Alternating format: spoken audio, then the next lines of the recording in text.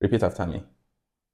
Ime, me, eme, emela, mere.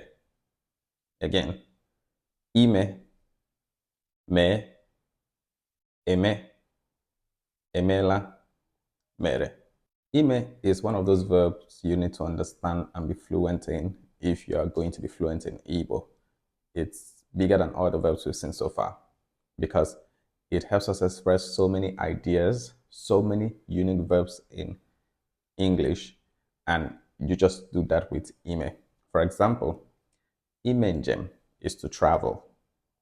Isi is to make one's hair. Enyi is to befriend. Ike is to be stubborn. Ekpere is to make prayers. Ukwu is to be greedy.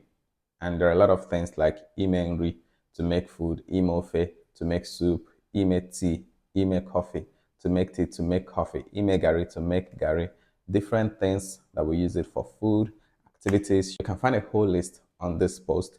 And your first goal for this verb, if you're really interested in actually learning it, not just watching the videos, but actually learning the verb, is to learn the combinations that we make with this verb. The words I have said so far and the other words listed in the caption.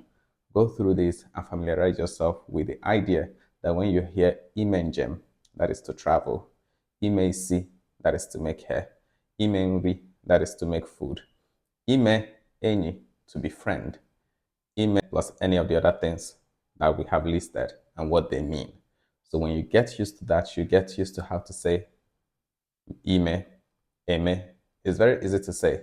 In our next video, we'll go into the examples and telling you how to use them in Igbo.